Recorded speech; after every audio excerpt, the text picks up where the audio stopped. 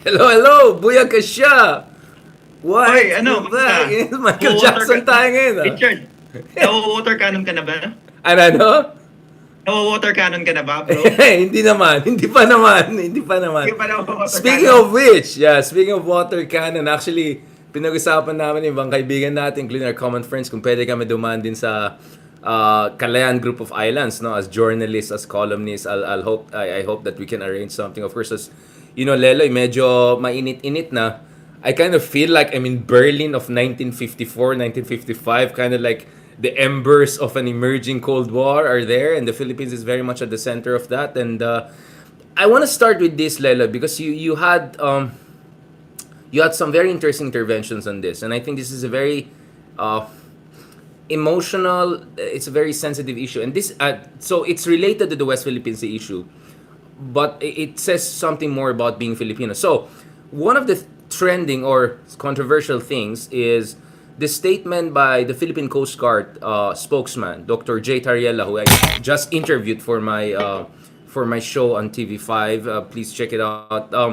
He said something like Lelo, and I want to get your point on that. He said, um, "Parang we have freedom of expression. That's good and all, but you know, if you're a Filipino patriot, no, you defend the Philippine position on the West Philippine Sea, and to argue the case of the other side consistently and all is not necessarily a reflection of patriotism, if not to make you a traitor." So you can imagine what kind of can words this effectively open, because you know the context. The context is, Leloy, there are a bunch of fake think tanks, fake experts using anti-America, UP progressive style of platforms to spread disinformation and essentially act as press conferences for Chinese officials, including literally sometimes bringing Chinese officials to talk in their objective forum. So he was talking about influence operations, but obviously, as you know, Lele, of course, this is very sensitive issue because it could be misunderstood as essentially forcing certain ethno-linguistic minority in the Philippines and putting them on the spotlight, meaning our Chinese or Chinoy brothers and sisters, and asking them to essentially reaffirm where they stand on the South China Sea issue.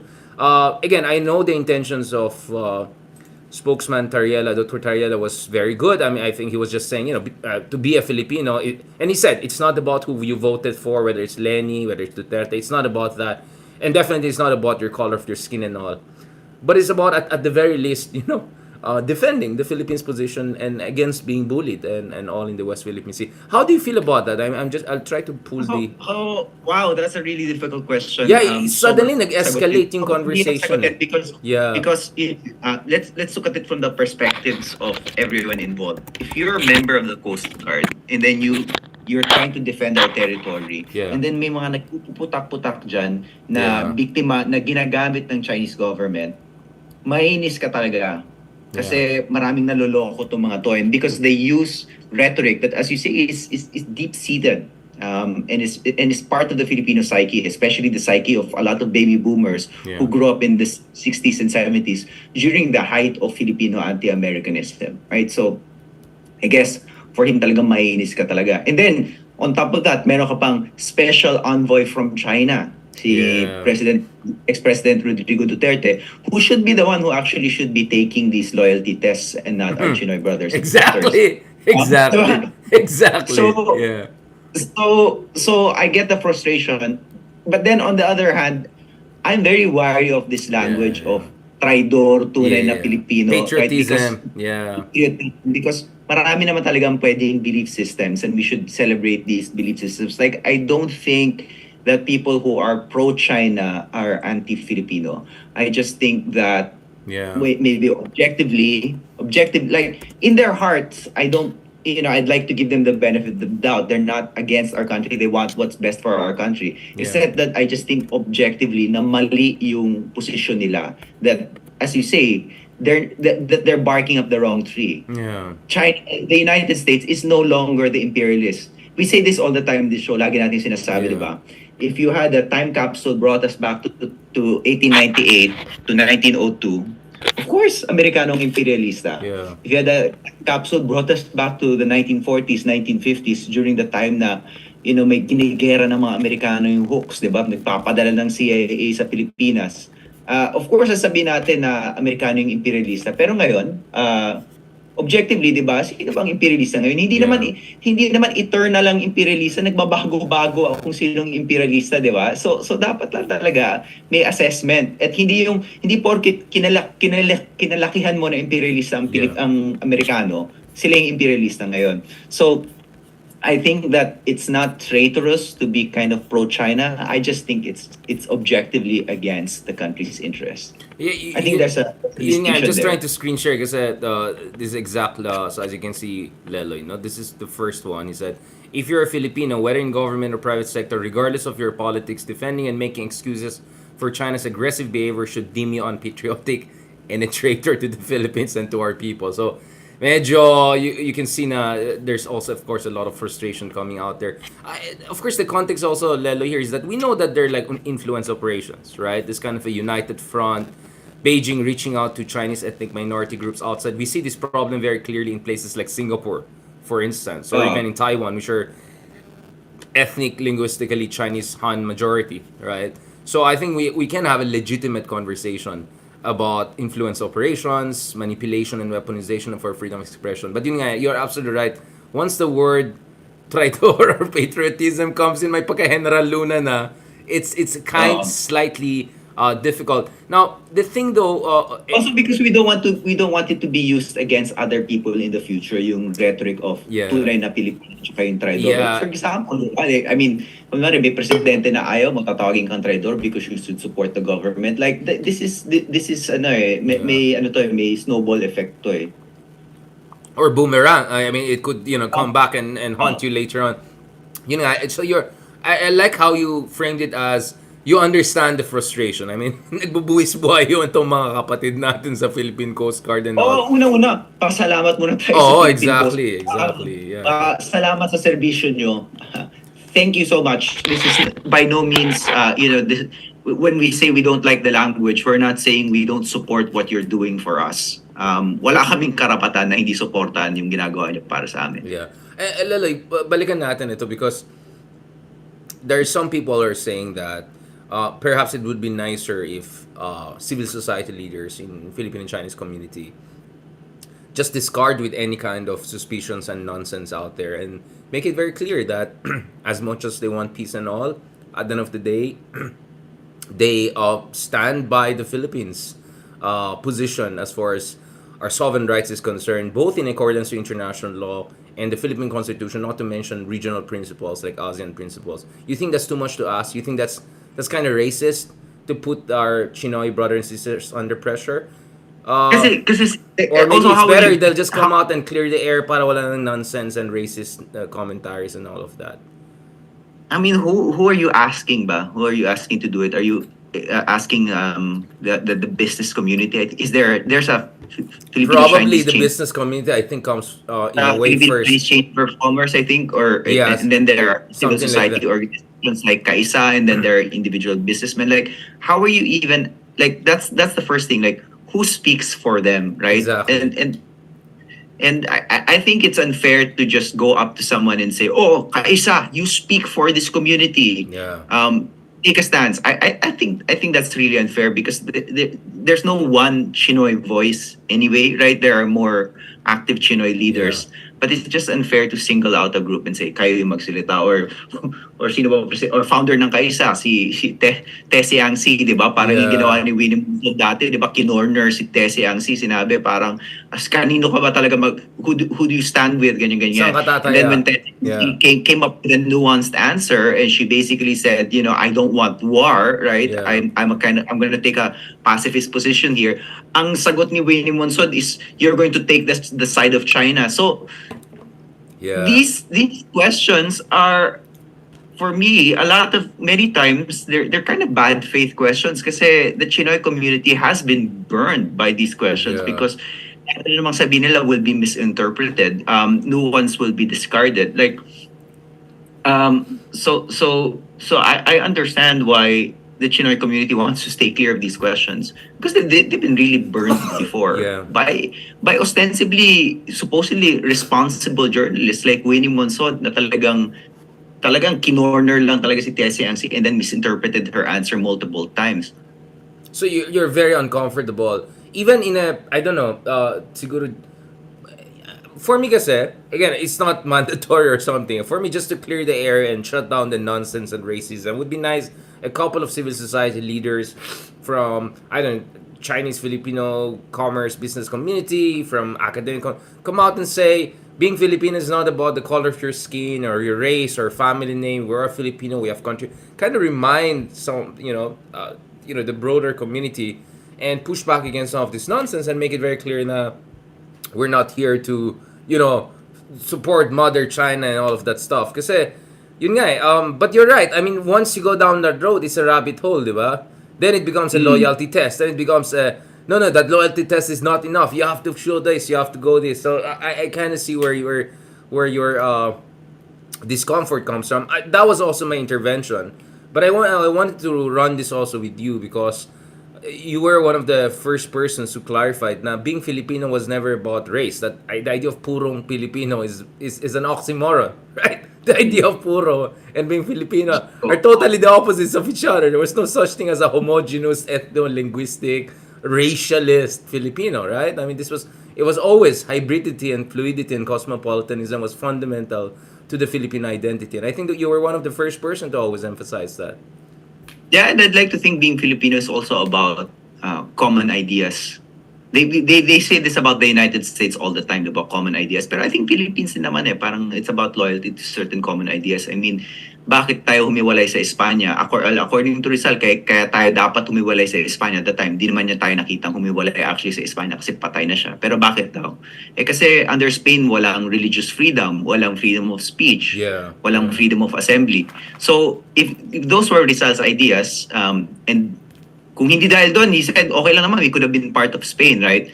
So we're essentially a republic founded on certain principles. Right? Right. Kasi if we weren't founded based on those principles, we should have just stayed with Spain anyway, right? Yeah. So our basic principles are freedom of speech, freedom of assembly, freedom of religion. These are ideas that Filipinos should share. And ito yung discomfort ko with the state of China. Right? The state of China, not Chinese people, is a state that is fundamentally against these principles that are the essence, I think, of what it means to be Filipino, which is freedom of assembly, freedom of religion, Pluralism. Parang, Pluralism. Yeah. This is the state that represses Muslim minorities in Xinjiang province, that places them in concentration camps. Diba? This is the state that has social credit systems na kung may sinabi kang masama, bababa yung social credit. Black Mirror. Hindi ka pwedeng tumira sa mga cities na magaganda like Shanghai or Beijing, diba? And of course, this is the state that promotes disinformation globally, and we see this here. And of course, disinformation is a kind of hindrance to free speech because if we are not properly informed, then our speech is effectively compromised. So para sa akin, hindi ito yung bansa na dapat nilalapitan natin kasi as it is constructed, not the people, the state. Yeah, we're talking about the political system. Yeah. As it is led by the Communist Party of China, as it is led by an autocrat in Xi Jinping, hindi siya tugma sa mga prinsipyo natin bilang Pilipino para sa akin. Yeah, interesting. I heard the same thing also from Ambassador Romualdez. No, I mean, at some point I asked him in my interviews with him na, when it comes down to it, Santay Tatay, and his answer was something along the time that, as far as we know, our values are not with authoritarian systems, right? Our values are with them. No matter how imperfect our democracies are, obviously, at the end of the day, fundamental sa pagka-Pilipino natin, yung pluralism, yung, yes, passive-aggressive, marites, but at the end of the day, hindi kita papatayin or papakulungin dahil hindi ka right communist or right, you know what I'm saying? And I think that's the reason why certain form of leftism will never work in the Philippines because it's just completely incompatible with the Filipino psyche. Communist, Stalinist left will never work in the Philippines, period. It's just anthropologically inimical to the Filipino spirit, right? So I like where this conversation is heading. Just kahit yung diktador natin, si Marcos, hindi pa rin kasintindi ng diktador nila, di ba? We can slip into dictatorship also. Pero hindi yung level ng dictatorship ng China na may Xi Jinping. Tropical dictator. Yeah, tropical dictator, yeah. So iba talaga. So thank you kay Ambassador na sinabi niya 'yon. And I guess to that point, 'di ba? Hindi to values natin pero values ito ni Tatay Digong. 'Di ba? Kaya siya naging special envoy ng bansang 'yon. But Kasi Lelo, you talaga know, also, ang di values ba? niya ang values niya mas close sa Chinese state kaysa sa Philippine state. State hindi people, state. Yes.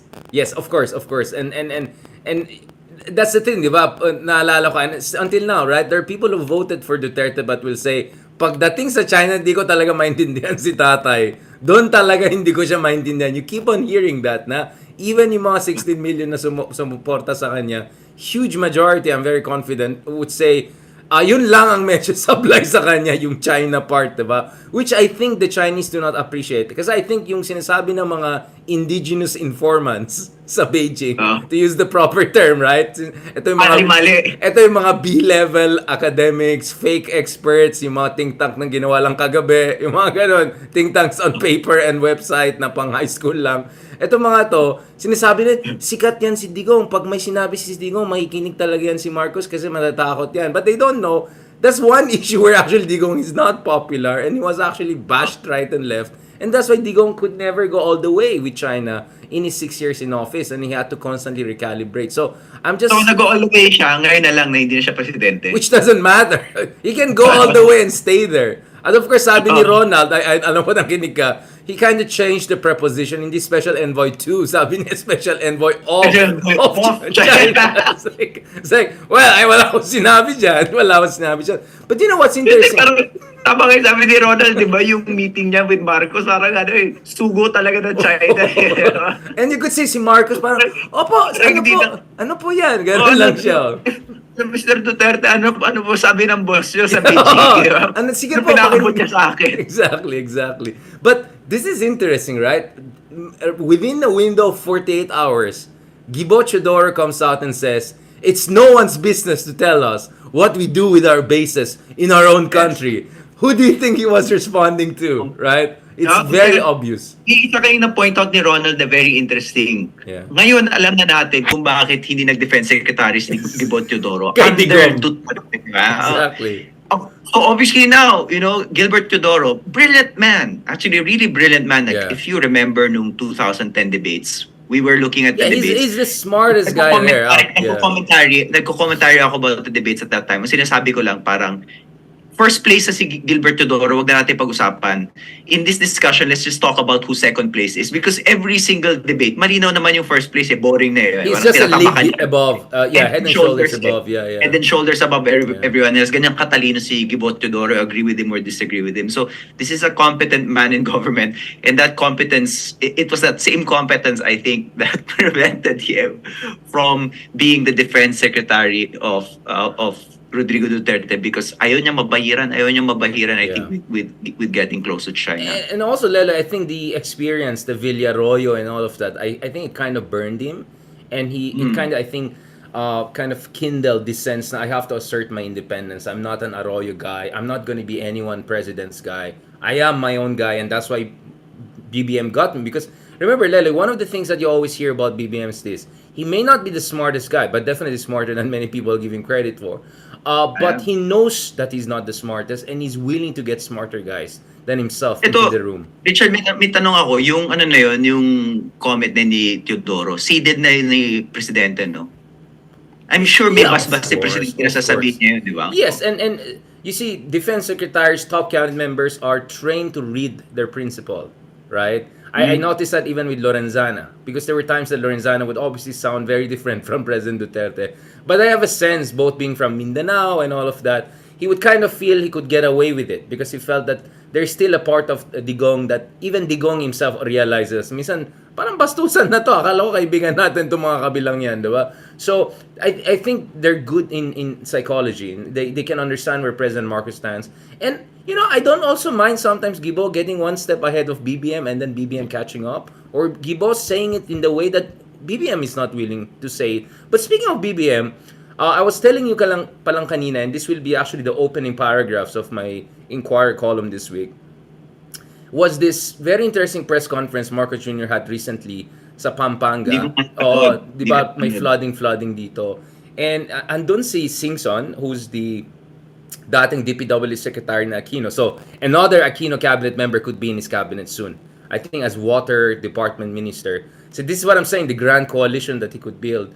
And Singson was nicely explaining that you need a water impounding system, like what we have in Bonifacio, to deal with the flooding issue. And then Congressman Bondoc, who was like the local big boss there, she came out and said, hindi kami papayag dyan, mag-walk out kami. Like she was trying to, essentially own the place. And then immediately Marcos comes in, excuse me? And then he explained the science. What you're proposing is not gonna work. Kasi kalbo na yung dito, yung mountain dito, so there'll be flooding, the topsoil comes down, you need this. And he explained it in, parang alam mo, parang school principal na stops in nung mahina na yung mga teacher, nag-aaway yung mga teacher. So like, kung sana lang may magaling siyang PR team, they could have made a lot out of that. Yung kabila kasi ready yung mga TikTokers pakitang gilas. Si Presidente, napatahimik namin. Ganyan. Pinatanggol namin yung probinsya namin. Wala, sinot down kaagad ni Marcos and he did it very smoothly. Not in this digong, power trip, ego trip, macho way. No, in a very authoritative, scientific way. And he defended Singson and he explained it properly. Like, that guy kind of got it in him. And my sense is behind the scenes, probably does his conversations with the Gibo and the Babe Romualdez, this competent strong men inside administration who talk to the president. Sabi nga ni Tiglao, di ba? Aquino 2.0. Noinder Aquino 2.0. Yeah. And for him, that was the worst thing, di ba? Pero ako, may dilawan tendencies ako. That's actually a compliment. And there was a sense na si Aquino, minsan pag interested, the thing with Noy Noy, di ba, is that he could be aloof. And I think that's the same with Marcos also, sir, aloof. Yeah. Pero pag naging interested sa issue, alam lahat. And then he would be able to outmaneuver. Switched on, local 100%. Yeah.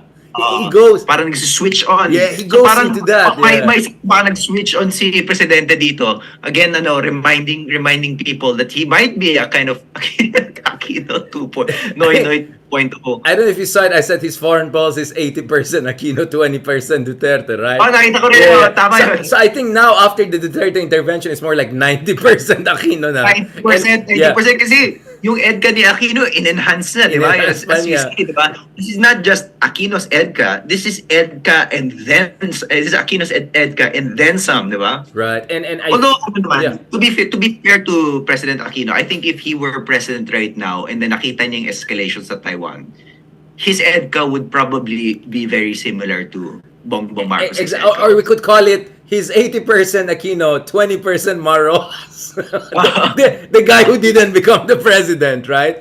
Because, Lelo, speaking of which, I mean, there are now a couple of proposals out there, no? And one is, pwede sabihin ni BBM, aba, kung gagawan na to, eto na, we'll give EDCA sites sa pag-asa mismo sa mga Amerikano.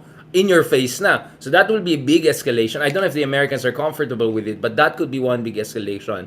The other one is, we're looking at asking help from America to help us rebuild itong Sierra Madre tetanus-friendly ship na yan. Kasi, bro, it's falling apart na, no? I mean, this Mad Max water world thing, bro. Tetanus talaga yon, di ba? So, dapat si Kevin Costner yung kapitan. Dude, I'm telling you, yeah. Hindi lang Kevin Costner, baka ano na yan, di ba? Pirates of Caribbean na yan. So, Johnny Depp. medyo Johnny Depp style, di ba? So, kailangan yusin yan, bro. So, and I was thinking, like, there are options for Marcos. Ako kasi, my understanding here, Lelo, is the Chinese are squeezing us in the West Philippine Sea, knowing that, yes, Marcos is not dumb to give up on Ayungin or some, that will be political suicide. So, Marcos is not in a position. And I don't know what yung sinasabi ng mga Chinese or sinasabi ni Tiglao. And sometimes, you have to... na si Erap daw, nangako daw na i-withdraw yung rusty ship nung 1990. Whatever. Like, who cares, right? For me, it's more, anong pinangako ni Digong sa China nung last month or nung 6 years na nandun siya? Forget about Erap. I don't think you can get any decent answer from him nowadays. Who cares? But going back to this, I think China knows that, but I think ito talaga yung diskarte ng China, Leloy, no? They want to squeeze us in West Philippine Sea para mag-relent tayo sa EDCA vis-a-vis China. That's my sense. Parang they want to pressure Marcos to say, okay, kung ayaw mo talaga mag-escalate tayo dito sa Ayungin Shoal or whatever, tanggalin mo yung mga bases or sobrang skeletal lang, ibigay mo sa mga Amerikano dyan sa Cagayan, dyan sa Isabela, na malapit sa Taiwan. I think that's their ballgame. Kaya my counter Tapos, proposal is, sugod na silang Taiwan. so siguro ang thinking kasi ng China is, okay, tanggap na nila there'll be an EDCA, but they want an EDCA light. Ako kasi I like EDCA That Goldilocks. opens na parang makes it easier pa rin for them for them to go still into- invade Taiwan, exactly. So, there'll be mga kano there, pero mga sample lang siguro, tapos mga artilleries lang, useless essentially for a modern warfare. Kasi may option tayo, Lelo, to allow the Americans to put Patriot missile systems, I don't know, 1,000 troops, build massive bases, and then ipit talaga ang China, di nila susuguran yung Taiwan kasi ang laki nung pwedeng intervention ng US via Philippines, no? So I think the Chinese are looking at multiple theaters here and they're squeezing us here to lighten up the load there. But Marcos can play the other way and said, hey, if you keep on doing this, I will make your load heavier here, so give me more concessions here. Oh, so, yes. Do you get what I'm So it works saying? both. Yes, Yeah. it will. But all of this assumes that Marcos thinks the way I'm thinking about this, right? Or Marcos has the Alam mo, audacity. makakatinig. Oh, that's very good though. Pero there's another element here na parang sa tingin ko, na kinakatakutan ko, which is Filipinos just saying, ano ba pakialam natin sa Taiwan? Diba? Why are we risking so much for Taiwan? And I really do think that on a humanitarian level, nakita naman natin yung nangyari sa Ukraine, di ba? We owe it to the world to help prevent something like that, to help prevent another war, right? Yeah. Or to deter China from engaging in a war like that, because the humanitarian cost is just going to be so great, diba? We don't want a war in the Pacific theater. And in fact, people who say na okay, parang I'm going to take a pacifist position, for example, let's not side with anyone. If you take a pacifist position and you allow China to just go into Taiwan, that because wala kang pakialam. That's not a pacifist position. Maybe that's a pacifist position for the Philippines, but that's not a pacifist position for the region, because ultimately, yung gera nila, we will be dragged into that war. Yeah. Kahit anong mangyari, di ba? So, And so bro, the best thing 150,000 OFWs. deterrent. Bro, 150,000 OFWs nandyan sa Taiwan. Oh, so So from a talagang completely damay-damay yan, bro. from a completely selfish perspective, Yeah, di ba? Kung damay-damay interest talaga, na usapang OFW. But then the other thing is like, Taiwan is a great place, man. It's a great democracy. It's number It's a one. great democracy. Yeah, bro. It's a vision for liberal democracy in Asia na dapat pinaglalaban natin based on our values. It just shows all of this confusion, blah, blah, blah, not to be democracy is totally nonsense, because Taiwan, Chinese majority in every sense of the word, has same-sex union. I mean, maybe we're conservative, some of us are not, but I'm just telling how much ahead they are in terms of liberal democratic values. They have a completely vibrant democracy. Their political parties, they have youth leaders coming in. Parang Denmark level sila, bro. If you look at the vibrancy and depth of their democracy, and to consider they transitioned to democracy just 2 years after EDSA. So, they're even a younger post-EDSA democracy. Forget about no? So, imagine how much they achieved in just a matter of 3 decades. How far they have come. And the two-party system, I look at Taiwan, makes me think, Lelo, going back to some of the conversation we had before, if Ninoy had survived and brought back the two-party system of Nacionalista Liberal Party, and if that two-party system, as trapo and as in Kuwait as it was back in the day, if it were given a chance, do you think we could have been more like Korea and Taiwan, this kind of a two-party systems they have there? Diba? May pagka-liberal concept. Minsan nagsusuntukan, given na yan sa Taiwan, Korea. But still, there is a solidity to that party system that wala sa atin kasi saling puso sa atin, di ba? Oo nga, no? I don't know. Diba, it's a counterfactual worth noting. Counterfactual, but it's a great counterfactual to discuss. 40-year anniversary ng pagkamatay ni Senator Aquino coming up, diba? So, exactly. Yeah, I mean, he did have a vision for the Philippines. That's one thing, like I was talking to Manolo Quezon about it, is that yung pag-uwi ni Ninoy, it wasn't just like magpapakamartir ako, or it wasn't just like lalabanan ko si Marcos. Actually, it was he had a constructive vision nung umuwi siya. Sabi niya, ito yung ilalatag ko kay Marcos na alternatives for the Philippines, and we're gonna have a hindi ko siya, and I'm in fact even going to try to give him a graceful exit. So sayang nga yung ano na yun, yung pag-uwi ni Ninoy kung hindi siya napatay, because there would have been alternatives. Yeah. And again, that what he was presenting was, as I say, consistent with Filipino values.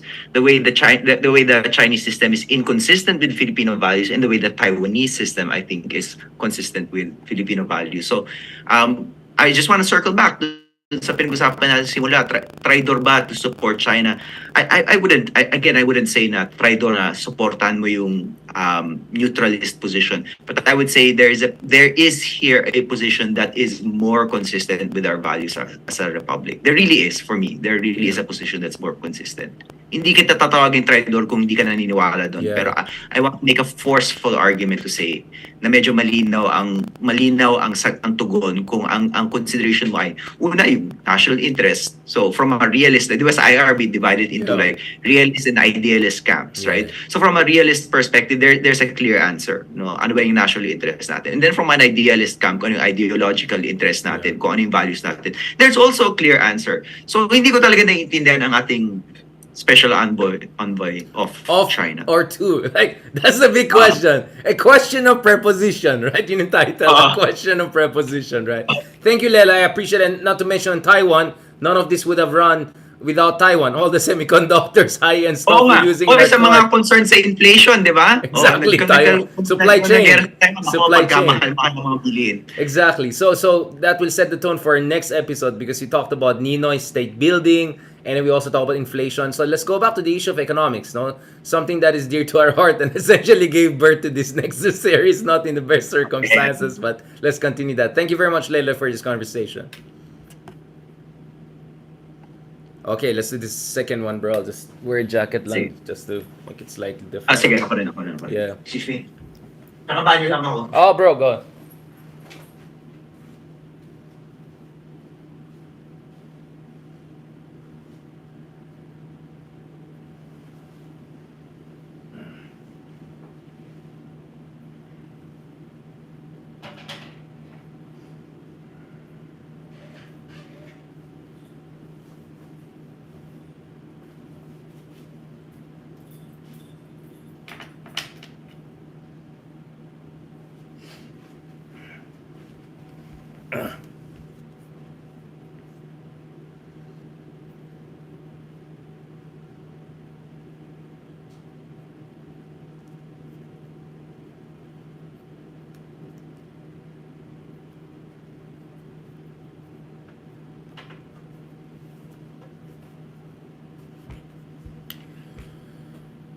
Yeah, Taiwan's per capita.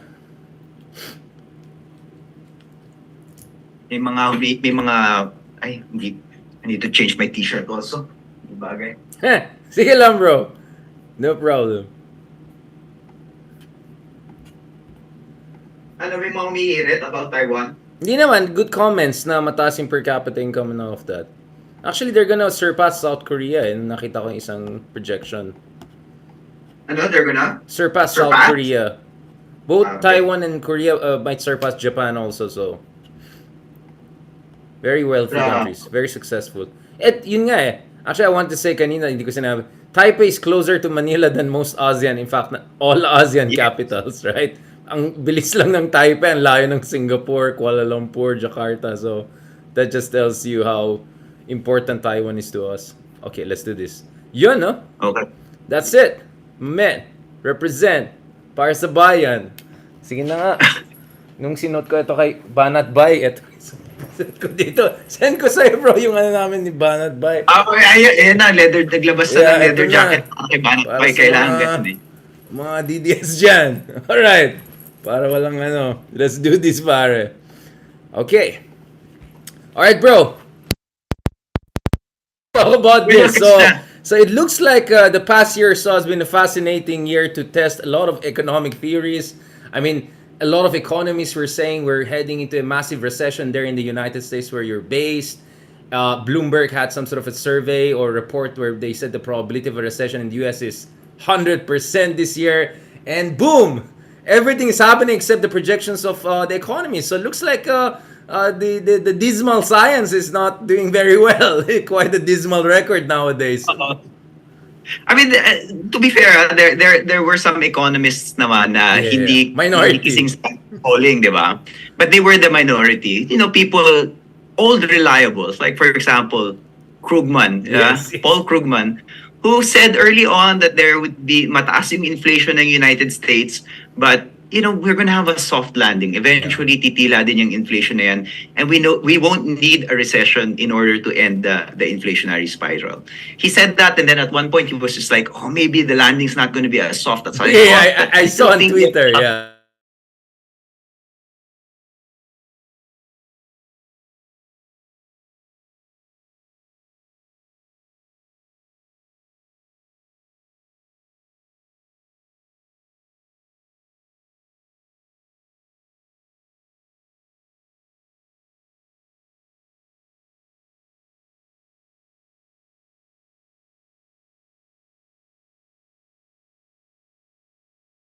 who think in a multitude of ways that are Yeah. so unpredictable. Yeah, and also state policy matters. The $5 trillion that the CHIP Act, the Inflation Reduction Act, Bipartisan Infrastructure Initiative Act, that injected the economy, according to some of the data I'm seeing, hindi pa ginastos mga yan. Hanggang ngayon, ginagastos pa rin ng iba. Yung mga nakauwi ng, kunyari, di ba, ang daming kumuha ng mga nag-scam dun sa government nung pandemic time, na kunyari, dahil sa have a business, they get $100,000, I don't know. So they're still spending it, right? I see on Instagram all these new cars being bought by kids in the US. So that's pushing the consumer spending. And then also you had the US pressuring Saudi Arabia and other countries on oil.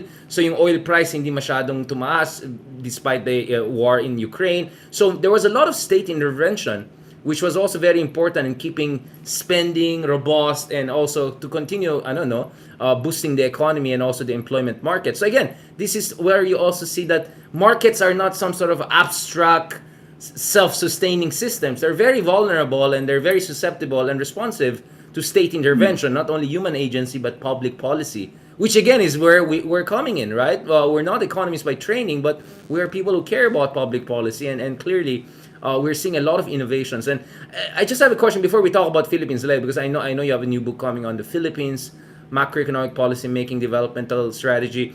But in the US, we're also seeing a massive, parang ano Bidenomics or something like that, kind of like a semi-protectionist industrial policy, building semiconductors, kind of like a FDR 2.0, no? Hindi lang Green New Deal, kind of new deal, right? Like it's really manufacturing semiconductors, more in science, math, Oppenheimer essentially. Like I mean the movie Oppenheimer, how did you feel like? For me, I think it's perfect timing because US is kind of getting into that mode of we must be great again, build massive things, and Oppenheimer is a perfect example of Sabi, industrial policy. parang tumaas ang tour. I've been walking around our campus recently, and ever since the Oppenheimer movie, parang tumaas ata yung mga nagtutour-tour sa campus namin. Was that shot After that in your movie. university? Sa Berkeley Yeah, talaga yeah, yan, yeah. yung scenes Oh. sa classrooms?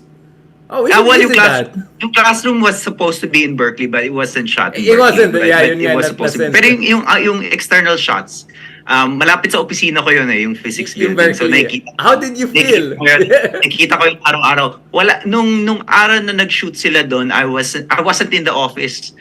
So hindi ko nakita si Christopher Nolan naglalakad-lakad sa No campus. shoot, But the man. following day, pumasok ako, sabi nila, "Uy, do you know who was here yesterday?" This is Wow. Christopher Nolan. Maestro. I think it's been a great boost for our campus because nga, he spent 20 years in UC Berkeley. So that's just a plug for Pinoys who want to visit. Yes. It's a great place to visit. Represent. Well, yeah, what was I saying? Industrial policy, yeah. Itong idea na to ng industrial policy, I mean, just yung context ito kasi from essentially, maybe the Carter period, but definitely the Reagan period, until even the Obama period, nobody was talking about industrial policy. Yung industrial Yeah. policy, just a policy to build up yung domestic businesses ng bansa, di ba? Yeah. And may connotation yan of protecting the local businesses from external competition, like in this case, China. Yeah. The other competition there is kind of active state spending on businesses. Of course, Yeah. some people would say the extreme form of that is yung developmental state, where the Yeah. state actually picks winners and invests Yeah. in winners, di ba? That kind of discussion in the US was verboten for at least 30 years. Hindi pwede. You can't have that conversation, Yeah. di ba? Taboo. Like the market will, the industrial policy is essentially the policy of the market. The market will decide who your industrial leaders will be, right? And then you just leave it be. That was sort of Reaganomics. Yeah. Pero essentially, because of well, not just because of Biden, but Trump. Trump. because of geopolitical Yeah. considerations, di Yeah. ba? I would say China talaga, di ba? Because nakita nila na China had an industrial policy, and if we don't have an industrial policy to match China, talagang mahirapan tayo dito sa labanan natin. And maraming elements ang industrial policy ng China, from things like, an undervalued currency. Nobody talks about the Yeah. undervalued currency that allows their exports to be so cheap and allows it to flood the US market, di ba? Yeah. From yung Tax breaks. from tax breaks, Yeah. and then yung in various forms of incentivizing manufacturing, di ba? Yeah. And the US realized na in order to respond to the threat of China, you needed industrial policy. And yeah, you're right. This is not just Bidenomics. I would say the Republicans were kind of into this also, di Yeah, ba? Rubio. Trump was Yeah, very Rubio wary is into it, yeah. of the Chinese threat. So the interesting thing about this is that this is a sea change in American economic policy that's not just informed by geopolitics, but informed perhaps by the last bipartisan issue in the US, which is anti-China. Di ba? Yeah. Democrats and Republicans are anti-China. I think it's really fascinating. It's a great time to be in the US. Exactly. To these things, yeah. I And then the other thing I want to say about the US, and I guess this will dovetail with yung pag-usapan natin sa Pilipinas. Sobrang interesting ngayon na pumalpak na naman yung economist sa US. Kaya Americans are therefore again willing to challenge their economists. Orthodoxies, right? yeah. Orthodox economists. Kasi nagkakamali eh. And I think, we should have some of that spirit in the Philippines. Just Exactly. this idea na economists make mistakes because they're part of society the way we're part of society, and then we argue with them. I mean, they have some fantastic method and frameworks to understand things, but it's not sacrosanct. Far from it. Yeah. And that's it. Like, if the US now is going to this massive transformation, intellectually, materially, geopolitically, etc. So that brings us to the Philippines, which was made in the image of America, supposedly. Why are we not seeing something like that? Why is economics treated like how our lawyers are treated, like they're speaking something from another universe, right? Like, why are they trying to make their field seemingly inaccessible, or there's some inherent turfing sometimes going on? I mean, in the US that used to be the case before the Great Recession of 2008, and then after that, medyo nahirapan sila to pull that off, right? But in the Philippines, it looks like hindi pa rin. We're still not having massive public debate on industrial policy, trade policy. Even the terms industrial policy barely comes up in journalistic discussion, policy discussion. But probably we should take a cue from no less than the US on this. Even they had to reconsider. Because they're the cradle of neoliberalism, and yet even they are saying, forget about it, neoliberalism is dead. We have to try something new. So, but why is the Philippines still kind of in the straitjacket, it seems? Alam mo, one area where this is really pronounced is central banking, di ba? Yung idea that the central bank is independent. And this idea of an independent central bank, it really comes from the 40s and the 50s.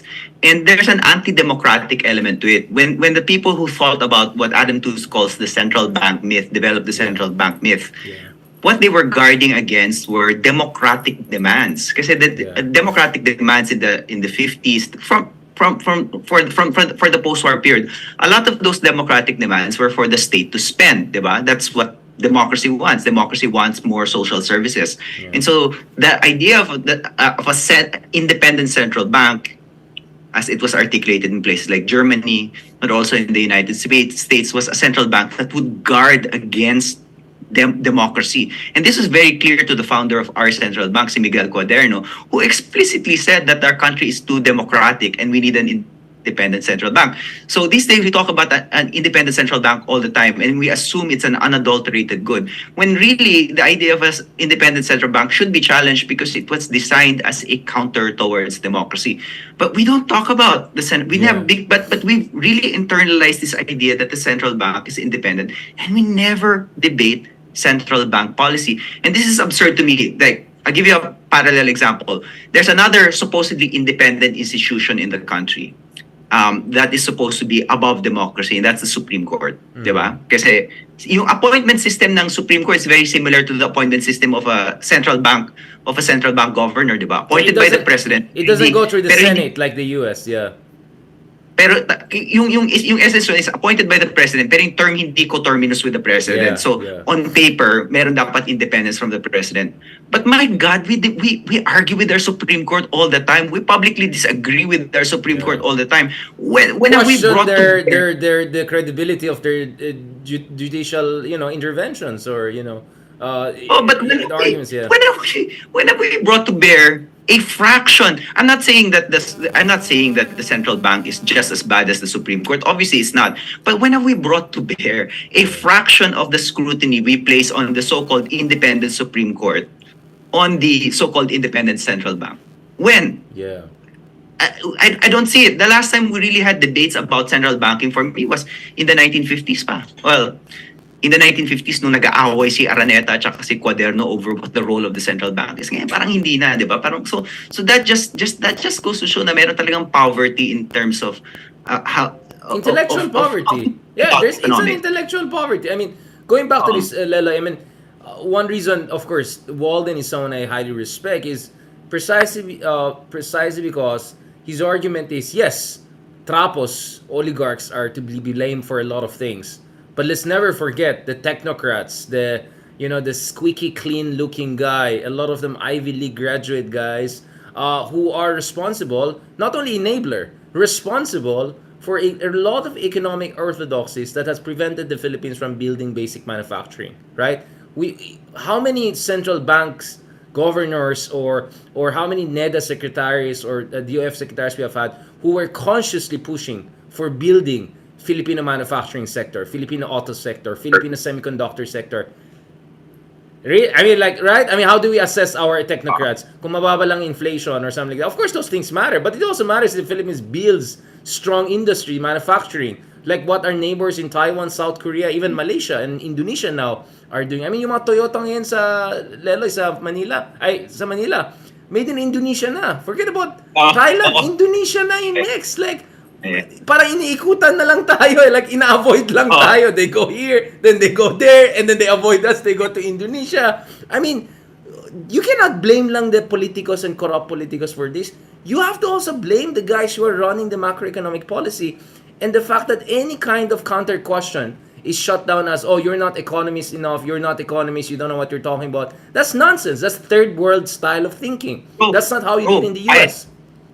Bro, kahit nga ekonomista, sinashutdown ng central bank natin minsan eh. Naalala mo nung 1990s yung sila Raul Fabella, and actually including Exactly, yeah. Finance Secretary Diokno, asked for a strategic depreciation of the peso. The central bank at that time called them jukebox economists. In other words, yung mga in other words, parang joke time economists yung tawag sa kanila, jukebox economists. Or they call you sociologists. That's their derogatory term. Sociologist yan, meaning ano lang yan, ano lang, society, walang alam yan sa numbers and all. Yun nga eh, like, Bro, si Raul Fabella to, tinawag nila. I know, Berkeley, right? He's Berkeley, right? Berkeley siya, di ba? Berkeley ba si sir? But Yeah, anyway, PhD parang, niya Berkeley. so like yung industrial policy, like, if you had somebody like, idol ka yan si Sir Raul eh, di ba? If you had somebody like Sir Raul running the central bank, what he's always advocated for is a strategic depreciation. And strategic depreciation is different from a reactive depreciation. So for example, yung depreciation ni Marcos ng 1970s, napilitan siyang gawin yun dahil sobrang laki ng campaign spending, nagdwindle na yung coffers. Wala You had nang no value choice talaga yung pera but to natin. depreciate, right? But what Sir Raul is saying is that if you strategically depreciate and it's part of the ecosystem and you signal as a central bank that once you've depreciated the peso, you're going to keep it there. You're going to keep it there and not repreciate it. That sends a signal to investors, the peso is going to be cheap for a long time. Mag-invest tayo kasi mas mura maging investor sa Pilipinas. Mas mura to invest in the Philippines and to produce exportable goods in the Philippines. That sends a sustained and long-term market signal that it is time to create an export-oriented industrial base. Right? And speaking of strategic every time inflation, magkaroon ng depreciation ng central bank, it's going to signal all the time that it's going to reappreciate the currency. So walang sustained strategic depreciation. Ito yung sinasabi ni Sir Raul. So in our minds as Filipinos, depreciation is always just a shock. It's just a shock. It happens because we need to react to external circumstances, diba? It's never part of a plan. And the central bank is never going to plan a strategic depreciation. Because as the central bank governor, the new central bank governor, Ilay Remolona said, the Central Bank of the Philippines is structurally hawkish. In other words, ang priority ng central bank natin ngayon is inflation above Clamp everything down. else. Yeah. Above everything else. Over industrial policy, over creating jobs, over growing the economy. It's inflation as the singular goal of the central bank. So it's And not there's a it's not a dual mandate, it's a 1.5 mandate, right? Inflation comes first, everything is secondary, yeah. So if you look at we've effectively had kind of three iterations of the central bank, diba? Yung una is the Quaderno Central Bank. The Quaderno Central Bank, 1950s, it had more or less three goals. Price stability, lagi naman may price stability. Developmental goals, and the maintenance of the currency peg, more or less, at that time. So three goals. Yeah.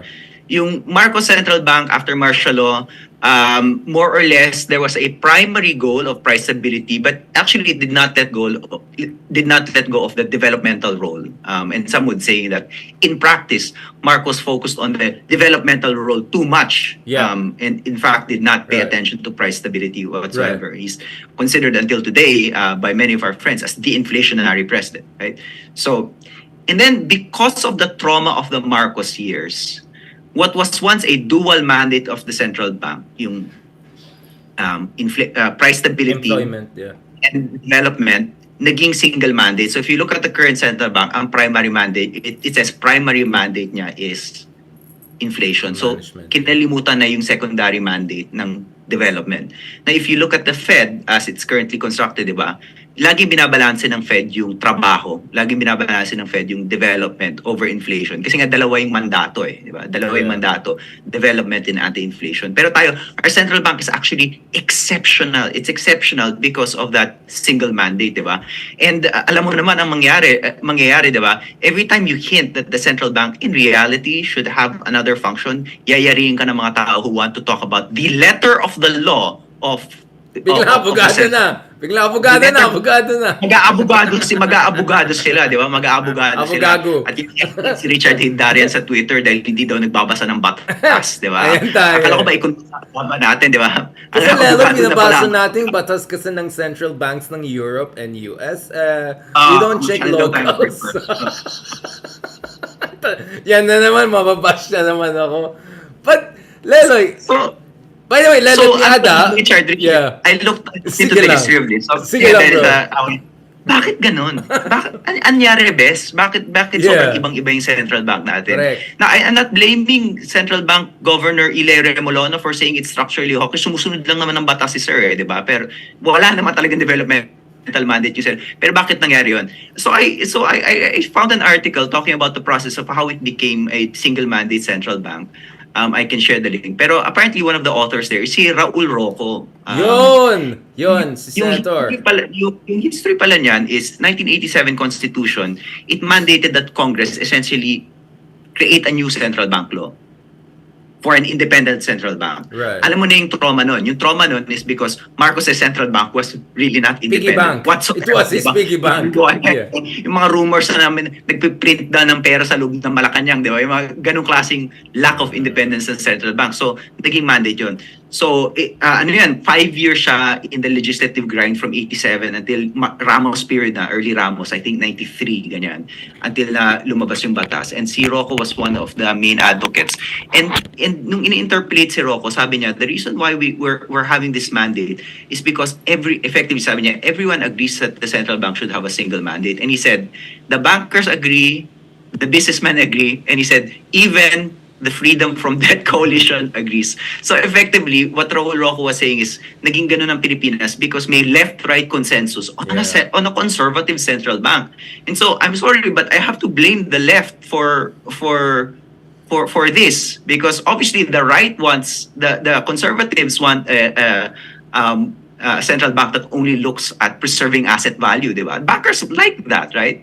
So dapat anti-inflationary kasi anti-inflationary preserves asset values of rentiers, right? So bankers, of course, love that. Investors love that. So the right, the rich will obviously love that. But once you get the left saying, oh, hindi, anti-inflation lang tayo, wala tayong development goals, wala na, tapos ng basketball, wala nang usapan. So kasalanan pala ng kaliwa talaga kung bakit Although to be fair, again, nangyari. Lele, to push back a bit against that, I mean, the freedom from debt was pushing the Corazon Aquino administration to get rid of billions of odious debt, which they didn't. So it was like a consuelo to them on the inflation front, because of course, ang worry ng left was higher inflation is gonna really kill the folks at the lower rungs because more share of their income goes to food and basic commodities, so they're more vulnerable to inflation. But they were not listened on their primary calls, right? Which was land reform, Yeah. which is so I kind of get you, but I'm saying let's be also fair to the left because And hindi then sila wala pinakinggan on akong other problema sa issues. wala akong problema sa actually freedom from that coalition as a critique of the Aquino administration's taking on all of Marcos's debt. I felt that that was, there's no arguing against that. Yeah. That's a really solid position.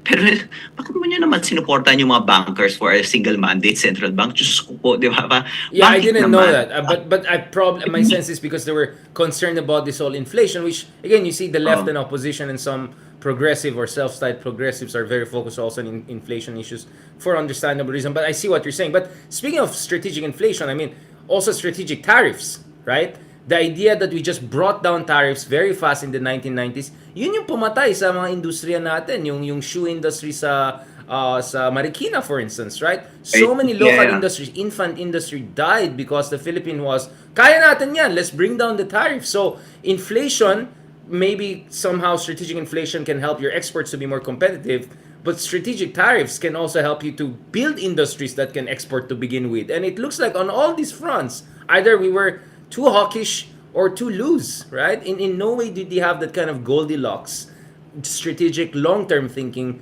to really build. I mean, how I wish we had a kind of a really a technocrat helping governments through and through 20-30 year plan, something like that. Not naman Virata style, but yun nga, kaya nga I like your conversation about Jokno because your sense is Jokno comes closest to our understanding of what a technocrat should be, kind of a versatile, kind of a malikot, kind of thinking outside the box, although sometimes maybe dodgy.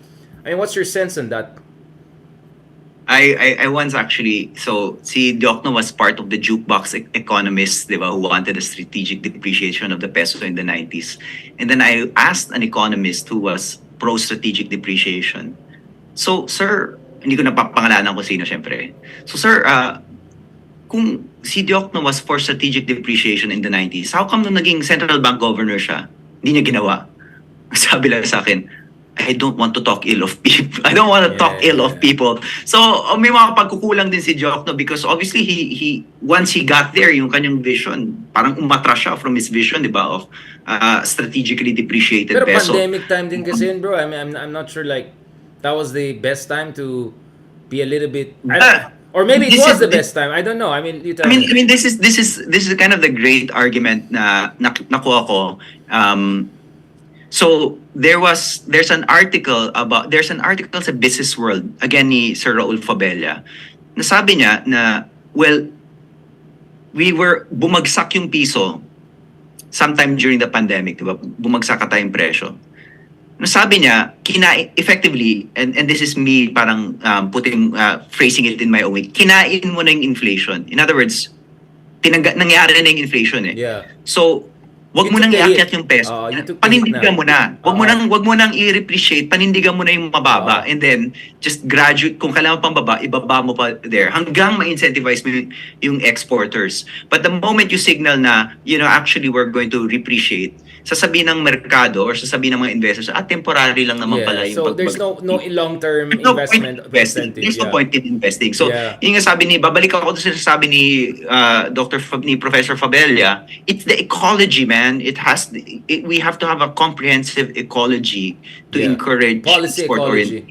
You're absolutely right. I mean, it's very one-dimensional, monocausal, mono mandate or 1.5 mandate kind of way of thinking, and I think that really brings down the. I mean, again, just to be clear, you and I think we completely empathize with people dealing with inflation, we feel it. I feel it. I mean, Manila is crazy. I'd rather be in I, Baguio or I mean, yeah, I'm not in Manila, but I live in the Bay Area. I yeah. mean, inflation, my God. Oh. It's very expensive, exactly. So Yeah. so we're not for inflation, but let's be honest. At the end of the day, you want people to have jobs. You want people to earn, and if you have rising real wages, meaning yes, there's inflation, but you're actually earning even more than inflation, then that's a good thing. That's a good thing. Except of course that has not been happening in the Philippines. I agree with that, and dun ka medyo na-criticize siguro, di ba? But I completely see where you're coming from, which is we need a national debate about ano dapat gagawin ng mga technocrats natin, because as much as we want to blame yung mga trapos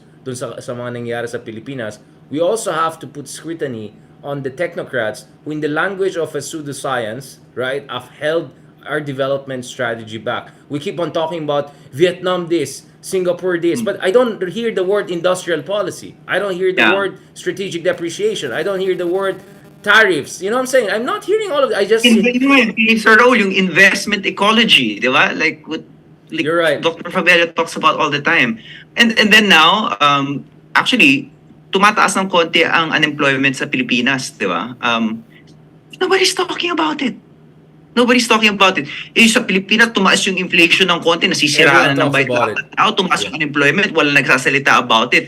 And credit to Senator Joel Villanueva, the only person in the Senate floor who's actually talking about yung pagtaas ng unemployment natin. Kasi testaman siya, bro. Testaman siya, di ba? Pero parang, testaman kasi. why do we have more politicians like that, di ba? Yeah, Parang, yeah. pag inflation, galit na galit. Pero pag nawalan ng trabaho ang Pilipino, tahimik lang. I mean, Oh, mag-abroad na lang kayo. Leave the Philippines. It's not our Parang values ganun. here. Like, yes, it sucks na tumaas yung presyo ng bilihin. That sucks. But that is not a fundamental assault on one's dignity. Being denied a job is a fundamental assault on one's dignity as a human being. And if we could react to a rising unemployment rate similarly to the way we react to inflation, I think it's just like Yeah. more human on our part. Yeah, so essentially our argument is proportionality. No one is Yeah. being dense towards inflation. It is important. But we also have to be very, very sensitive also to movements in the employment markets and also long-term development goals of the Philippines. Because look at most countries that are developed today, they went through very difficult times of very high inflation, right? Whether it's Germany, whether it's Taiwan, whether it's Korea, no one talks about these things, right? But they had to go through that crucible at some point. But they got the policies right, they got the policy ecology right, they built world-class industry, and now you have the Koreas of today, which have best industry manufacturing, but also best movies coming out. And I can say the same thing about Taiwan, which has amazing also film industry, aside from making what 90% of the high-end semiconductors on earth. So it's the poverty of the policy debate, Leloy. And you know why I like this discussion? Because I felt that was the issue also with foreign policy debate in the Philippines. For a very long time, it's US, and then US China lang, and then now like no, why should it be just US and China? There's so many other variables to deal with. There's Korea, there's India, there's Europe. So I felt the same thing also on the economic front.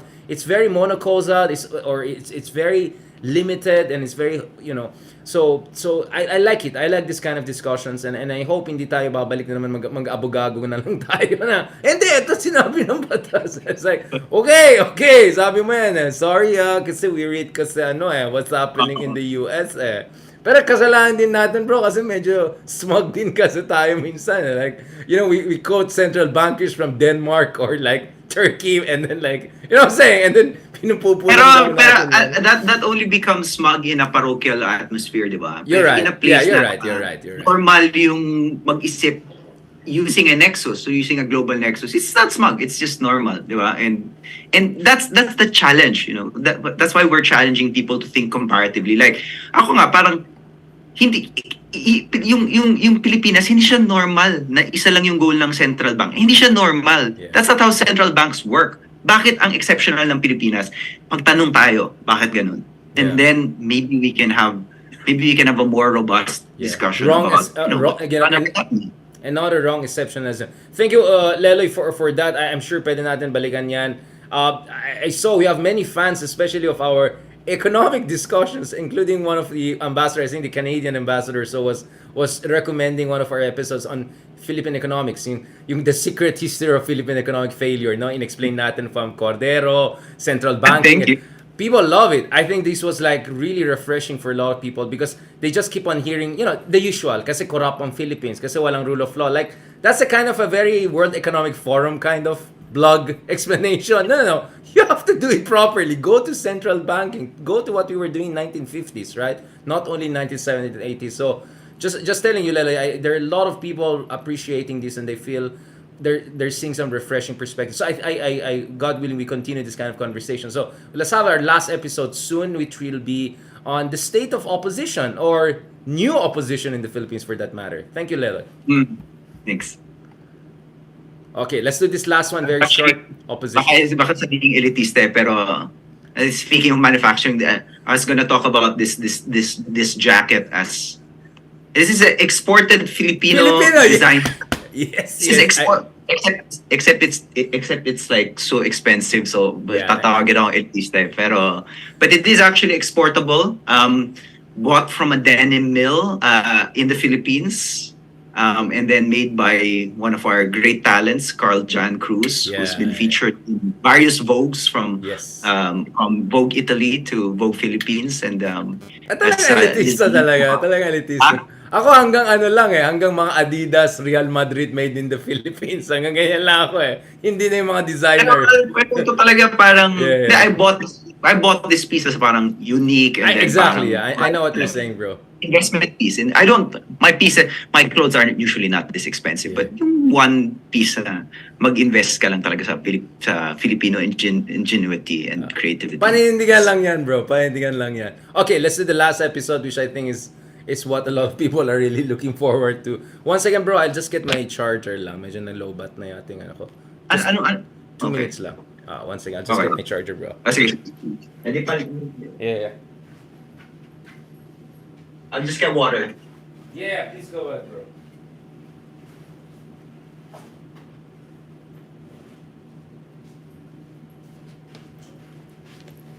Yan na, yung opposition na.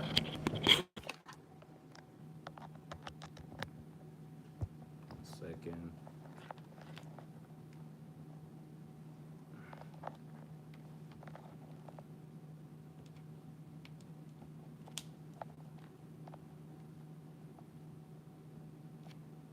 Okay. Okay, let's do this, bro. I like that. In fairness, it's good you talked about that. Ang sarap ng feeling when you see made in Philippines stuff when you buy it abroad. Especially yung medyo maganda, posh, or at least some known brands and all. Doon pala pumupunta yung mga special economic zone natin or yung mga magagaling natin products, di ba? Kaya pala when I talk to Vietnamese, oy, made in Vietnam, they gave me this look because apparently hindi rin nila na-enjoy sa sarili nilang bansa yung mga made in Vietnam, Samsung, made in Vietnam, this and that. So apparently that's how things work, bro. Yeah. Alright, let's do this final episode. Okay, bro. Thank you so much again. We had fantastic episodes. I really appreciate that. On Philippines state of public policy, economic public policy. We discussed also in previous episodes about Ayungin Shawl, about what makes you a Filipino. But now, balikan natin, of course, our pet peeve, no? Which is, kamusta ang opposition? Or is there a new opposition coming? So, my understanding, Lela, I'll go right straight to the heart of the issue. I'm sure you have classes now. You know, the school year is starting soon. Let me just... Hindi pa, actually. Yeah, actually, paras tayo. Next week pa tayo. Actually, paras tayo. Yeah, next week. Now, let's talk about this. My sense is today, there are essentially three forms of opposition. There is the never Marcos, the usual suspects, right? Whatever Bongbong does, mali siya. Si Bongbong hindi magaling. Hanapin nila ng butas yan. They'll make fun of Bongbong. They'll make, I don't know, memes about him na... Obo, Oh, Manduruga, yeah. legitimate president. Magellan Jr., Dora the Explorer. Okay, given yan. But the second one, which is even more interesting for me, is never Duterte. It's like, never Duterte. Whatever happens, hindi dapat si Sara manalo, right? So these people are willing to work with, I don't know, Rafi Tulfo, willing to help PBM, especially on foreign policy, etc. But for me, there's even a more interesting group, a third group. Let's call them the like kind of a post-partisan group. And one of the individuals who's coming out here, and of course someone is family friend among others, just for disclosure, is Mayor Magalong, no, who has a very, very fascinating background. You know, he was a number two in the Philippine National Police during Aquino period. He was the czar, one of the czars dealing with the pandemic during the monitoring of the cases czar during the time of President Duterte. And now, of course, he's one of the star mayors out there with this command center, these grand visions for Baguio. I haven't seen yet or studied yet how effective his vision has been in terms of translation on the ground, but he's making the right kind of signals. And later this month, sa UP, he's gonna launch the Mayors for Good Governance movement together with Joy Belmonte and a number of mayors, I think 57, 58 from across the country. And I asked him about this. Sabi ko, meron ba kayong mga filtration mechanism? Like, kasi baka yung mga mayor, yung mga pangalan, parang wait lang, warlord yata itong mga to. Sabi niya, sorry, we're not in the business of cancel culture. We're just trying to get the ball rolling, di ba? So, he was very pragmatic. He was very like, ayoko, this is just about me. Because, now, I may have some disagreements with him on this issue, but parang one of the latest reasons why he was in the center of national discourse was, he said, syempre, he's a pensioner as a military uniform person, right? As a former police person. So he's okay daw with pension reform and cutting down pensions or more voluntary contribution. Pero ang argument ni Magalong is, actually, aminadong administration ni Digong pa lang na 700 billion pesos per year na pupunta sa corruption, and that probably is a very conservative estimate. Pag yun lang inayos natin, di na kailangan ng pension reform, di na kailangan ganyan. So that struck a chord. I think a lot of people were, that his anti-corruption stance and his hindi siya Pinoy, right? It's not a moralistic argument. The argument is that, yeah, his argument was like, the current state of affairs means 40% lang ng original budget ang pupunta sa project. So no wonder roads are horrible and nothing gets done. So it's a very pragmatic, getting things done kind of mindset. Very managerial, very CEO-ish, right? Very Singaporean, I can even say. And he relies on Singaporean tech to actually deal with the traffic in Baguio with semi-success, considering everything. So what is your feel about this? Do you think this is flash in the pan? Do you think this is green shoots? What is your feeling about this? What is your read on where the opposition is going now? And should we already talk about after Lenny? You categorized it as opposition, itong local government movement na to. But to what extent is it really opposition? Or kasi I can see that model as absorbable by any kind of political grouping, because it's actually non-partisan, and anybody can agree that we should make government systems Functional opposition. So we can talk about ideological opposition and functional opposition, and sometimes they overlap. Functionally opposed to what? Functionally opposed Functional to what? in the sense that you're anti-systemic. You're not agreeing with how things work, because neither Marcos Jr. nor people in power have any strong anti-corruption whatever initiative so far, right? So by Magalong coming out and talking about good governance and getting rid of the SOPs and normal way of doing, he's effectively questioning the status quo. So for me, that's functionally opposition, even though it's not ideologically crafted in the progressive liberal politics language, right? So for me, absolutely, he's not your ideological opposition. You can make an easy debate and say, ano bang sinabi ni Magalong kay Digong? Or ano bang sinabi ni Marcos? Yeah, I understand. I see that criticism. But for me, it's functionally an opposition, right? Or he could actually team up with a more ideological opposition down the road as a potential. So I distinguish the two, but there could be an overlap. But so far, I can just see this interesting never Marcos, then there's the never Duterte, and this essentially functional opposition that tries to go beyond that. So essentially, it is like local good governance, and then they're trying to scale it up, diba? So I mean, that is not the first time na A good Digong, a good Exhibit A Digong, if I could put it that way. Pero let's look at the challenge here is sina Mayor Magalong, hindi sila magaya doon sa mga local good governance scaled up. So let's look at previous examples of that. In the 2000s, you had yung mga Among Ed, mga Grace Padaka, di ba? And very inspiring yun. In fact, there was I remember at that time, there was a story in The Economist about saying na local good governance is going to change the Philippines. As yung example mo was Grace Padaka at saka si Among Ed. Ano nangyari sa kanila, di ba? Nalusaw din, nawala rin yung movements, kinain din ng mga trapol locally. So that's, I hope that doesn't happen to them. This is the Isabela one and all, no? Yeah. And then yung Pampangawan, si And the Among padre, Among yeah, yeah, the padre. I Among. remember, yeah. So that's option one for them. Option two is what happened essentially to two local good governance movements that got absorbed by a highly polarized politics, both of them. And I'm talking about the Dutertes from Davao and the Robredos from Naga City, di ba? Because these were Mm, ostensibly, ang pakialam lang nila, yung mga city nila, they just wanted yeah. to govern their local areas in a good way and they want to serve as examples for other cities. But obviously, national political forces wanted to capitalize on the quote unquote success of that models. I happen to think that the Naga model was more successful than the Davao model, but we can have a discussion of that. But national forces, di ba, wanted to capitalize on it and wanted to use Co-opt, it co-opt. in a sense co-op and in the sense gumana, di ba, because they were able to nationalize the Tertismo and to a lesser degree they were able the Liberal Party was able to nationalize Lenny. the Chinel politics Yeah, of of Lenny and Robredos, yeah. Jesse, di ba? So can that happen? You know what happens if you nationalize a kind of Magalong figure, and who's going to nationalize him, right? What happens even if you nationalize a kind of Vico Soto, and who's going to nationalize Vico Soto? It's a very interesting question, and I think once you nationalize something, hindi maiwasan Yeah, na and then you had the papasok siya. ISCO. You had also the ISCO precedents, right? That's Which true. kind of That's went true. haywire, right? Yeah, yeah. I So see I don't your. know I what see thoughts your. are. What's Yeah. I guess yung sagot ko, I'm I guess based on that answer is that I'm cautiously optimistic about this functional Yeah. opposition kasi mukhang talaga magaling. But what are your thoughts? Are you more optimistic than I am about this functional Yeah. opposition? Obviously, I have. I share a lot of skepticism that you're sharing. Not because I don't want this to work. It's because for something good to work, you have to take things as they are and then work it from there. The Grace Padaka one and all. I remember back in the day. I also saw them in person, etc.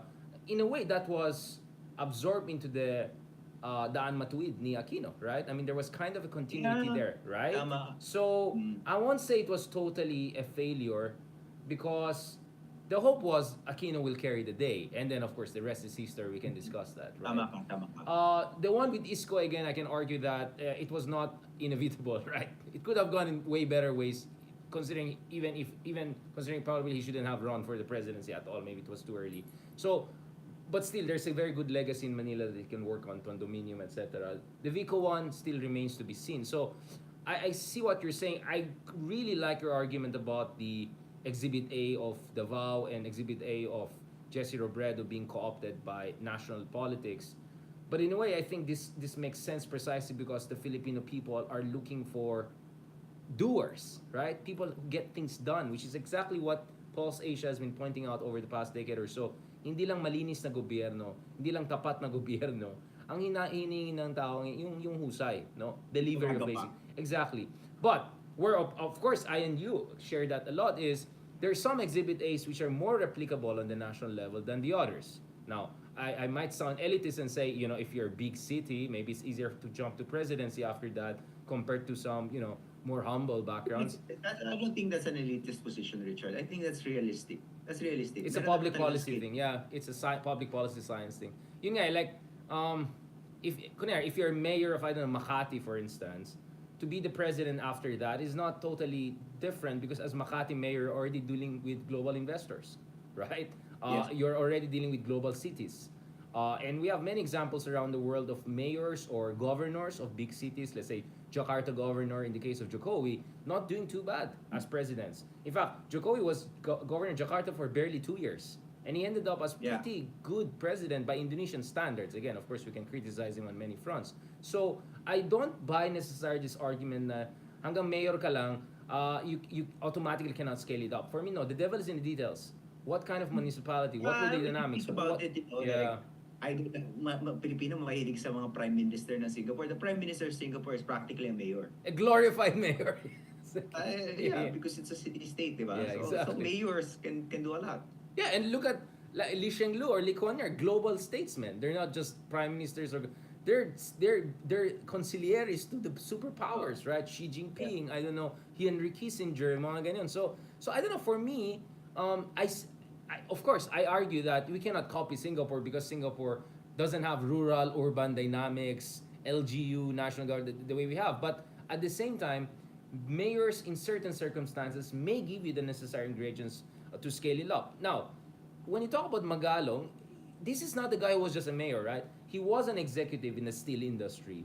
He was a number two guy, and he should have been the number one guy in the Philippine National Police. He's a guy, highly educated person. He clearly appreciates public policy. Again, I'm not endorsing him, at least not yet, because let's see how he's gonna perform in Baguio. Still, there's a lot to Pero look at it. sympathetic ka. Pero But you I get where guess I'm it's coming good from. Yeah. to see you're sympathetic. For me, again, remember where I come from. For me, more than the person, it's the archetype, right? Because politics is about archetypes. When you talk to Filipino people, who do you want to vote for? It's not just a person in mind, it's an archetype. Malakas na mayor, yung mga ganun. Like so for me, having good archetypes is important. And we can debate about the actual details of what Magalong is as a person, but I think what he represents so far, based on what is publicly known, he is a good archetype that I think we can work on. No, I mean, you and I had even discussions on complex characters, like, to put it nicely, like Idol Rafi Tulfo, right? Who Yeah. you can debate about how good of an archetype he is, but I mean, the guy is showing us that he can, the better angels of our nature, can prevail once you're in office, right?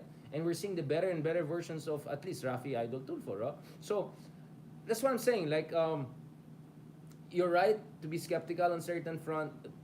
Ayoko rin naman yung parang pathetic na let's just hope this works kasi wala na tayong pag-asa. No, no. For me, ito yung fundamental argument ko, Leloy. The biggest anomaly for me is that you saw millions coming out on the streets for Lenny and for the Pink Movement. You saw 16, 15 million voting for her. As many people almost voted for Riza Ontiveros. And parang hindi sila na-mobilize. So, So tahanan ngayon. so I think that's where maybe the Magalong thing is helpful, because it helps to rekindle that inactivated, hibernated, you know what I'm saying, untapped movement, which was there just 12 months ago. I know that the Lenny did some sort of Thanksgiving rounds and all, pero kulang yan. Tama nga si Ronald. I think Ronald Llamas was the most articulate on this point, right? We should do a trio ensemble soon, no? His point excited was, ako. sana naman kinuha yung mga numbers, may directory, may registry, binalikan, may events, may ganon. Not to threaten BBM and create scare and all of that, but just to build the building blocks, no? And what happened in Thailand, of course, tragic yung nangyari kay PETA, but if PETA in Thailand, a country with, I mean, the monarchy, the military, the Thaksin, I mean, grabe yung situation. He still built the movement. Cuts out of the bag na sa Thailand di ba? Ano yan, tuloy-tuloyan Oh, laban wala yan. na. Oh, they've crossed the line na. Oh, na. Talagang mahirapan na sila to bring it back. Exactly. The genie's out of the bottle. So, for me, if they could pull that off in Thailand, why not in the Philippines? Of course, you can say our middle class is smaller. We don't have a manufacturing. But I get it, but I think a PETA kind of model of mobilization can work in the Philippines. And it doesn't have to be a young 30, 40-year-old guy. It doesn't have to be a Vico Soto. It could be a much older guy, or it could be a woman, whatever. I'm just saying na sayang kasi we saw the potential. And tama yung sinabi ni Ronald eh. If you look at the demographic that supported Lenny, this is middle class, may disposable income, may kakayahan, may mobility, nag-aaral, nagbabasa. And again, I'm not saying this in an elitist way. We're just looking at the reality of the power of this demographic. If it's really activated, yung multiplier effect niya politically, the potential is just immense. But you need organization, you need mobilization. But we know that Lenny is, I don't know what's her plan. Does she have a plan? But we don't know. I mean, the fact that we don't know what's Lenny's plan, perhaps it's time to talk about after Lenny. We shouldn't just wait for Lenny's plan. I think it's already time to talk about after. If Lenny wants to come along or behind the scenes work, fine, fantastic. No one is stopping her. But I'm saying, hindi tayo pwede nakatunga nga lang at hihintayin lang natin anong gusto ni Lenny bago tayo mag-decision. Kasi yun yung mali natin last time eh. Hinintay pa natin ano bang gagawin ng mga kandidato kaya late na late yung proseso eh. Speaking of Lenny, I don't mind sana nang bumalik siya sa local politics to really just re-establish yung chinelas governance framework niya and to remind people na may pinanggalingan niya, na may pinanggalingan ng Robredo brand, may konkretong pinanggalingan niya. Hindi lang yan dahil naging malapit siya kay Pinoy or naging prominent member siya ng Liberal Party. Hindi, dahil talaga may pagbabagong nangyari sa Naga City. And if she can remind people of that, I think that's a great way to reactivate the Robredo brand in a way that people will, that even her critics will probably not mind too much. Of course, babanatan siya kahit anong gawin niya. But what do you say to that, di ba? Parang Yeah. tumakbo kang presidente, tapos babalik ang local, di ba? That's such a humble move on her part. So that's the first opposition. I want to move on to the two others Yeah. para Sige na. let's Yeah, yeah. let's Never Duterte let's use versus the never structure Marcos. let's use the structure you introduced, because I'm actually interested in every single part of in every. I'm sympathetic and I'm also interested in all these oppositions. Right? Yeah. What do you want to do first? Never Marcos, never Duterte.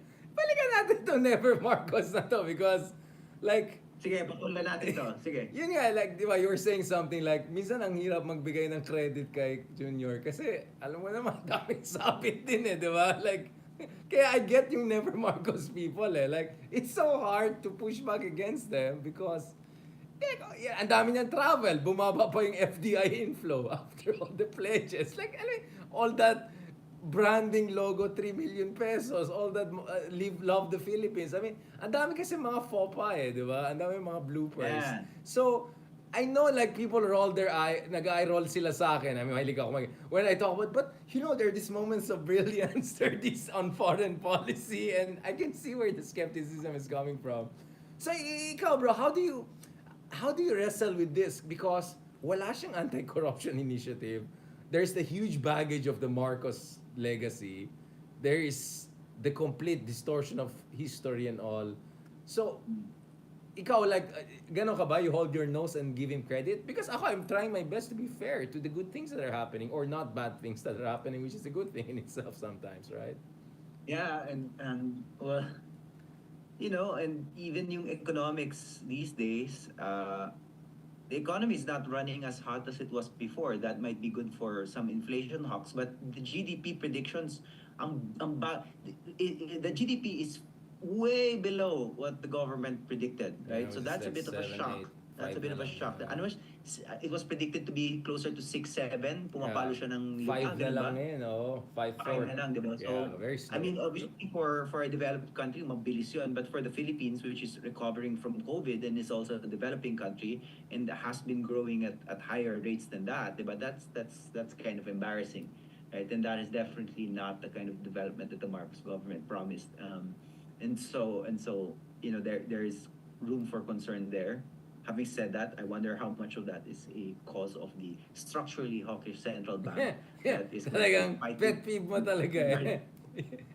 Pag regardless ikaw of naging politiko, nakakatakot ka.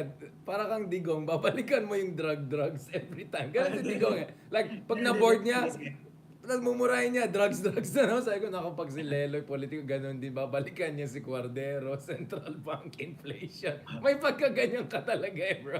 I love you, bro, but I just have to be honest. It's When not a I'm bad thing. obsessed, It's not a bad thing. when I'm not writing this, when I've moved on to my I next know. topic, You should be obsessed. I'll be less, I I'll be know. less obsessed. Oh, so yeah. And then, of course, yeah, walang anti-corruption. And then, pinag-usapan yung ni Ronald, yung may nagkaroon talaga ng irregularities yung last election. And let's clarify. Yeah, where do you stand on that? Like, Like, irregularities, not to the extent na it would have reversed the result. I'm not convinced that these irregularities would have been enough to reverse the result. Nevertheless, election irregularities are election irregularities, Yeah, of and course. they suck, right? They're bad for our democracy, and they say something about the people who abetted the irregularity. but Lele, they say it's so bad that the regard is so bad that maybe the whole 31 million was made up. Parang yun yung sinasabi eh. It's not like 100, 200,000 differentials. Parang the implication here, at least from some quarters, that the whole thing was just a pre-programmed mambo jumbo. Parang ganun yung dating, which again goes back to our discussion. This is very convenient for some people who don't want to take responsibility for shortcomings in, campaigning and all of those things, right? Iyan mo na lang, question mo lang yung mandato ni Marcos. And some would say, ginusto niya, ginano niya si Lenny for 6 years. He deserves to have it back. But that's the thing, it's General Rio who was secretary and undersecretary under Digong. This is not like some Dilawan guy or anything like that. This is a military guy with electrical engineering background, pretty smart fellow. So, mahirap din i-dismiss lang si General Rio eh. He seems to be a sincere and quite a smart guy. So, That's why parang iffy ako kaya I had to ask Ronald about this. And you could see even si Ronald din, hindi matinong mga sagot Yeah, niya. pero I like where you and Ronald ended up, which is that if the aggrieved camp isn't talking yet and isn't claiming Exactly. na sila ang rightful winners of the election, di shut up na lang yung mga iba, di ba? Wag muna. If the aggrieved camp is not ready to say that, Hindi, na-threaten daw kasi it's sila that. eh. Yun ang na-hear. That's what I hear, Lalo. The excuse that I hear is that, hindi, kasi tinakot sila kaya di sila nagsalita. Yung, nung time na may chance silang makalintal to criticize. Tinakot Okay, daw sila. okay. Ay, how can I answer that? Wala na, conspiracy Ay, theory na sige, tayo. kung Ibang sa... hardcore pinklawan ka talaga, tatanggapin mo ba na gano'n na lang katuwag si Lenny Robredo? Na magpapalit siya, It's actually it's an intellectually inconsistent position, di ba? Yan ang problema, kaya mahirap mag-usap. Blah, blah. Ganyan na lang ako, sige. And lastly, itong Never Duterte. Do you think you're in the Never Duterte camp? Like if, let's be honest, like if a Sarah were the president, leave the Philippines or love the Philippines? It's like, ano ba yan? And the Tatay is as interventionist and all of that. Yeah. Gun to my head. Sarah and Tatay on the one hand, Martin and BBM on the other. Martin and BBM. Ikaw. Yeah. Gun to my head, ha? Yeah. Gun to my head. Oxford man and Colonel Boy over ano lagi na tayo pumunta dyan baka Over special envoy of China. for a question of preposition. Yun na lang, parang a question of heroes, ito a question of preposition. Yeah. No, and the reason why I answer like that is because I am very clear, sobrang linaw sa akin, and we discussed this in a previous episode, na ang interest ng Philippines, both on a strategic level and on an ideological level, ay mas maakma sa policy that allows the US to come in and protect us against China and protect Taiwan against China over a foreign policy that is amenable to Chinese machinations in the Philippines. Ganun lang kasimple sa akin yun. Bro, last question.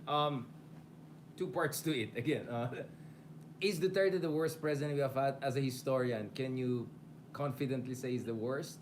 Well, of course, he's the best in the universe, given yan. But for you, in our universe, is the worst we had? And related to that, is his popularity also kind of dubious given the fear factor and the fear environment there? I know Ronald and some of our friends were not happy when I raised that point, but I keep on going back to Putin popularity numbers and how it keeps on getting questions like, of course, if someone in Russia calls you, sir, what do you think if Putin is a good president? Or maybe you want to lose your job and in Siberia, right? Of course, you'll say Putin is popular. For me, morally and ethically the worst. Kasi he's the first, for me, he's our first criminal against humanity, eh. ICC in the house. Nilalaro, and he himself said this, di ba? Ang comparison with Duterte is with people like Idi Amin. Gaddafi. For me, that comparison is coming from Duterte himself, di ba? Comparable siya to Idi Amin. I mean, Marcos is comparable to a Pinochet. He's violent, he's a human rights violator.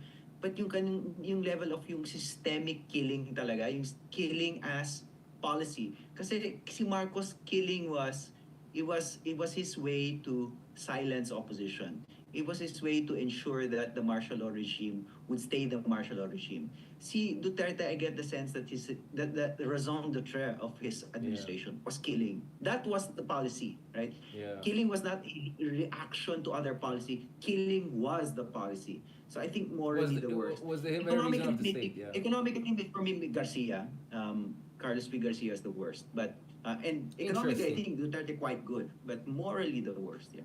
More the worst and human rights.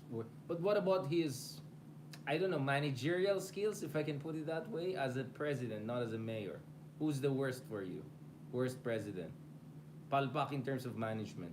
Erap? I don't know, how do you put it? Actually, hindi ako magaling sa management issue. I have to punt on that because it's really not my expertise. Like I'm not a management expert. Although, based on the management experts, ang lumalabas, di ba, yung mga stars yun, yung mga Ramos types, di ba, Yes, yung Ramos. I celebrate. would I would I would say Ramos too. Yeah, And even to a certain degree, GMA, di ba, they say she's a great kind of manager type president, although may micromanaging tendencies. of course. Ikaw, how would you answer those questions? Probably I'm asking you because I'm not sure, but I like how you did it, which is like by dimension, no? Foreign policy, yeah, worst president, no question about it. Oh, Which yes, is foreign policy. Oh. which is tragic because I think he raised very good questions. Because what, Hmm. o nga, bakit tayo purong US lang? I completely agree with Digong. Bakit purong US lang? We should look at other options. I like the fact he reached out, and then it so apparently it was not tactic, it was a strategy, right? Parang yung palang end niya. I thought that was just the means to give the Philippines more autonomy. Apparently, special envoy ang long-term ano niya, employment ano Oo. niya. So Yung ganun din with Killing eh. Parang, ewan ko, if this is so ungenerous, but there was really for him a fascination with killing. Na parang sinasabi niya, killing is to end the drug problem. But he didn't end the drug problem. He just killed. Like, he's a so, man who ran out of ideas, so had no more ideas. Kind of which is where Putin is, right? He has no more idea. He's just invading Ukraine because he has nothing else to offer the Russian people. So he's kind of like a decaying despot, Oriental despot in that sense. But you're right. If you look at other areas, there are other worse presidents we could look at in many ways. Uh, I would say in terms of PR and communications, Arroyo was not really good. I think she did a very bad job in terms of just grasp of the dynamics of governance. Probably Erap, right? I put him below Duterte at least, right? So yeah, you're right.